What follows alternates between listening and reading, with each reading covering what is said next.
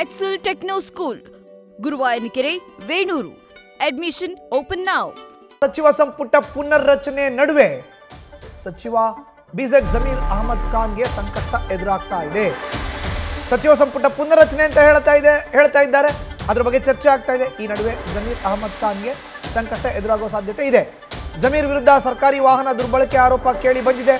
ವಸತಿ ಸಚಿವ ಬಿಜೆಡ್ ಜಮೀರ್ ಅಹಮದ್ ಖಾನ್ ವಿರುದ್ಧ ಜೆಡಿಎಸ್ ಈಗ ದೂರನ್ನ ಕೊಡ್ತಾ ಇದೆ. ರಾಜ್ಯಪಾಲ ತಾವರ್ ಚಂದ್ ಗೆಹ್ಲೋಟ್ಗೆ ಜೆಡಿಎಸ್ನಿಂದ ದೂರನ್ನ ನೀಡಲಾಗ್ತಾ ಇದೆ.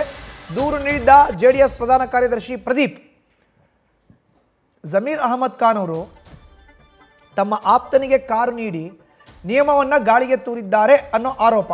ತಕ್ಷಣ ಅವ್ರನ್ನ ಸಚಿವ ಸ್ಥಾನದಿಂದ ವಜಾ ಮಾಡಬೇಕು ಅನ್ನೋ ಮನವಿ. ಜನಪ್ರತಿನಿಧಿಗಳ ಕಾಯ್ದೆ ಅಡಿ ಕ್ರಮ ಕೈಗೊಳ್ಳುವಂತೆ ಗವರ್ನರ್ಗೆ ಆಗ್ರಹಿಸಿದ್ದಾರೆ ಜೆಡಿಎಸ್ನ ಪ್ರಧಾನ ಕಾರ್ಯದರ್ಶಿ ಪ್ರದೀಪ್.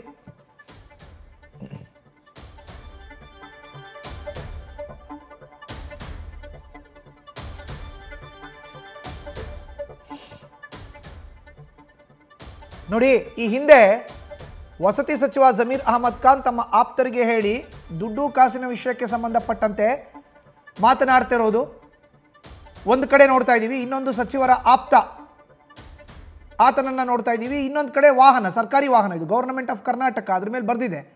ಈ ವಾಹನವನ್ನು ತಮ್ಮ ಆಪ್ತನಿಗೆ ಕೊಟ್ಟಿದ್ದಾರೆ. ಆತ ಅದರಲ್ಲಿ ಓಡಾಡ್ತಾ ಇದ್ದಾನೆ.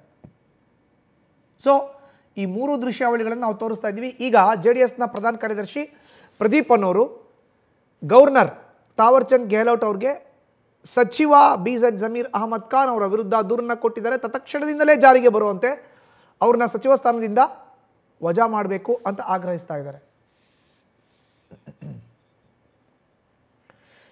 ಹೆಚ್ಚಿನ ಮಾಹಿತಿ ನೀಡ್ತಾರೆ ನಮ್ಮ ಪ್ರತಿನಿಧಿ ಮಂಜುನಾಥ್. ಈಗ ನೇರ ಸಂಪರ್ಕಕ್ಕೆ ಜಾಯಿನ್ ಆಗಿದ್ದಾರೆ ನ್ಯೂಸ್ ರೂಮ್ನಿಂದ.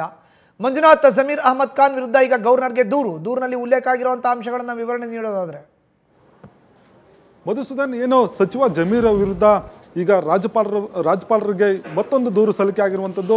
ಏನು ಸಚಿವ ಸಂಪುಟ ಪುನರ್ರಚನೆ ಆಗುತ್ತೆ ಅನ್ನೋ ಒಂದು ಸಂದರ್ಭದಲ್ಲೇ ಏನು ಸಚಿವ ಜಮೀರ್ ಅವರಿಗೆ ಮತ್ತೊಂದು ಸಂಕಷ್ಟ ಎದುರಾಗಿದೆ ಅಂತ ಹೇಳ್ಬೋದು. ಯಾಕಂದರೆ ಹಿಂದೆ ಒಂದು ಹಲವಾರು ಕಂಪ್ಲೇಂಟ್ಗಳು ರಾಜ್ಯಪಾಲರಿಗೆ ಇದೇ JDSನವರು ನೀಡಿರುವಂಥದ್ದು. ಈಗ ಏನು ಸಚಿವರು ತಮಗೆ ನೀಡಿದ್ದಂಥ ಸರ್ಕಾರಿ ವಾಹನವನ್ನು ತಮ್ಮ ಆಪ್ತ ಅಕ್ಬರ್ಗೆ ನೀಡಿದ್ದಾರೆ ಅನ್ನೋ ಒಂದು ಆರೋಪದ ಮೇರೆಗೆ ಅವರನ್ನು ಸಚಿವ ಸಂಪುಟದಿಂದ ವಜಾಗೊಳಿಸಬೇಕು ಅನ್ನೋ ಹೇಳಿ ಈ ಒಂದು ದೂರಿನಲ್ಲಿ ಮನವಿ ಮಾಡಿರುವಂಥದ್ದು. ಇನ್ನೊಂದು ಕಡೆ ಏನು ಈ ಒಂದು ಅಕ್ಬರ್ ಏನಿದ್ದಾನೆ, ರೈತರಿಗೆ ವಂಚನೆ ಮಾಡಿದ್ದಾನೆ.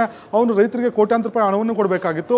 ಅಂಥ ಸಂದರ್ಭದಲ್ಲಿ ಆತನ ವಿರುದ್ಧ ಪೊಲೀಸ್ ದೂರು ದಾಖಲಾಗುತ್ತೆ. ಪೊಲೀಸರು ಬಂಧಿಸುವಂಥ ಸಾಧ್ಯತೆಗಳ ಇರುವ ಹಿನ್ನೆಲೆಯಲ್ಲಿ ಈ ಸಂದರ್ಭದಲ್ಲಿ ಸಚಿವ ಜಮೀರ್ ಅಹಮದ್ ಅವರು ನೇರವಾಗಿ ಪೊಲೀಸ್ ಅಧಿಕಾರಿಗೆ ಕರೆ ಮಾಡಿ ಈ ಒಂದು ಕೇಸ್ನಲ್ಲಿ ಬಚಾವ್ ಮಾಡಲಿಕ್ಕೆ ಒಂದು ಒತ್ತಡವನ್ನು ಹೇರಿದಂಥ ಆಡಿಯೋ ಕೂಡ ವೈರಲ್ ಆಗಿತ್ತು. ಹೀಗಾಗಿ ಏನು ಸಚಿವರಾಗಿ ಪ್ರಮಾಣ ವಚನ ಸ್ವೀಕರಿಸುವ ಸಂದರ್ಭದಲ್ಲಿ ತಾವು ಯಾವುದೇ ಸ್ವಜನ ಪಕ್ಷಪಾತ ಮಾಡೋದಿಲ್ಲ ಅನ್ನೋ ಒಂದು ಮಾತನ್ನು ಹೇಳಿರ್ತಾರೆ. ಆದರೆ ಸಚಿವ ಜಮೀರ್ ಅಹಮದ್ ಅವರು ತಮ್ಮ ಆಪ್ತನಿಗೆ ಈ ರೀತಿ ಪ್ರಭಾವವನ್ನು ಬೆಳೆಸಿ ಆತನನ್ನು ಬಚಾವ್ ಮಾಡುವಂಥ ಕೆಲಸ ಮಾಡಿದ್ದಾರೆ. ಹಾಗಾಗಿ ಅವರನ್ನು ಕೂಡಲೇ ಸಚಿವ ಸಂಪುಟದಿಂದ ವಜಾಗೊಳಿಸಬೇಕು, ಆ ನಿಟ್ಟಿನಲ್ಲಿ ನಾವು ಸರ್ಕಾರಕ್ಕೆ ನೀವು ಡೈರೆಕ್ಷನ್ ಕೊಡಬೇಕು ಅನ್ನೋ ಮನವಿಯನ್ನು ಮಾಡಿರುವಂಥದ್ದು. ಇನ್ನೊಂದು ಕಡೆ ಸರ್ಕಾರಿ ಒಂದು ಕಾರನ್ನು ದುರ್ಬಳಕೆ ಪ್ರಕರಣಕ್ಕೆ ಸಂಬಂಧಪಟ್ಟಂತೆ ಈ ಹಿಂದೆ CM ಸಿದ್ದರಾಮಯ್ಯ ಅವರು ಸದನದಲ್ಲೇ ಒಂದು ಲಿಖಿತ ಉತ್ತರವನ್ನು ಕೊಟ್ಟಿದ್ದಾರೆ.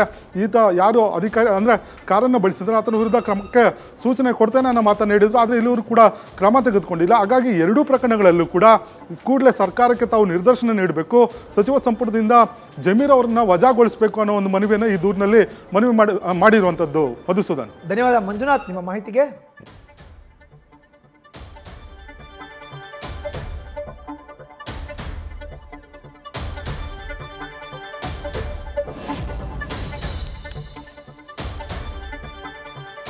ಇನ್ನು ಜಮೀರ್ಗೆ ಪ್ರಶ್ನೆಗಳ ಸುರಿಮಳೆಯನ್ನ ಕೇಳಲಾಗಿದೆ. ಪ್ರಶ್ನೆ ನಂಬರ್ 1, ಮದ್ದೂರಿನಲ್ಲಿ ನಡೆದಂಥ ಕಲ್ಲು ತೂರಾಟ ಪ್ರೀ ಪ್ಲಾನ್ ಅಟ್ಯಾಕ ಅನ್ನೋ ಪ್ರಶ್ನೆಯನ್ನ ಕೇಳಲಾಗಿದೆ. ಇದನ್ನ ನೇರವಾಗಿ ಸಚಿವ ಜಮೀರ್ ಅಹಮದ್ ಖಾನ್ಗೆ ಕೇಳಲಾಗಿರೋದು. ಪಕ್ಷಪಾತ ಮಾಡಲ್ಲ ಅಂತ ಪ್ರಮಾಣ ವಚನ ಮಾಡಿದ್ರು ಕೂಡ ಈಗೇನು ಮಾಡ್ತಾ ಇದ್ದೀರಾ? ನಿಮ್ಮ ಆಪ್ತನಿಗೆ ನಿಮಗೆ ಬಳಕೆ ಮಾಡ್ಕೊಳ್ಳೋಕ್ಕೆ ಅಂತ ಕೊಟ್ಟಂಥ ಕಾರನ್ನ ಸರ್ಕಾರ ಅವರು ಕೊಟ್ಟಿರುವಂಥದ್ದು ಎಷ್ಟು ಸರಿ? ಸರ್ಕಾರಿ ವಾಹನ ಸಚಿವರಿಗೆ ನೀಡೋದು, ಸಂಬಳ ನೀಡೋದು ಯಾಕೆ? ಈ ಪ್ರಶ್ನೆಯನ್ನು ಮಾಡ್ತಾ ಇದ್ದಾರೆ. ಕಾರು ಬಳಸಿದ ವ್ಯಕ್ತಿಗೂ ಸಚಿವ ಜಮೀರ್ ಅಹಮದ್ ಖಾನ್ಗೂ ಏನು ಸಂಬಂಧ? ಈ ಪ್ರಶ್ನೆಯನ್ನು ಮಾಡ್ತಾ ಇದ್ದಾರೆ. ನಿಮಗೆ ರಾಜ್ಯದ ರೈತರು ಮುಖ್ಯನಾ, ಪರರಾಜ್ಯದ ವ್ಯಾಪಾರಿ ಮುಖ್ಯನಾ ಅನ್ನೋ ಪ್ರಶ್ನೆಯನ್ನು ಕೂಡ ಈಗ BZ ಜಮೀರ್ ಅಹಮದ್ ಖಾನ್ಗೆ ಮಾಡಲಾಗ್ತಾ ಇದೆ. ಜಮೀರ್ ಸರ್, ನಿಮಗೆ ಸಚಿವ ಸ್ಥಾನದ ಗಂಭೀರತೆಯ ಅರಿವಿಲ್ವಾ ಅನ್ನೋ ಪ್ರಶ್ನೆಯನ್ನು ಕೂಡ ಮಾಡಲಾಗ್ತಾ ಇದೆ. ಇನ್ನು ನಿಮಗೆ ರಾಜ್ಯದ ಕಾನೂನು ಪರಿಜ್ಞಾನ ಇಲ್ವಾ ಅನ್ನೋ ಪ್ರಶ್ನೆಯನ್ನು ಕೂಡ ಮಾಡಲಾಗ್ತಾ ಇದೆ JDSನಿಂದ. ನ್ಯೂಸ್ ಫಸ್ಟ್ ನಿರ್ಭೀತಿಯಿಂದ ನಿಮ್ಮ ಪರವಾಗಿ.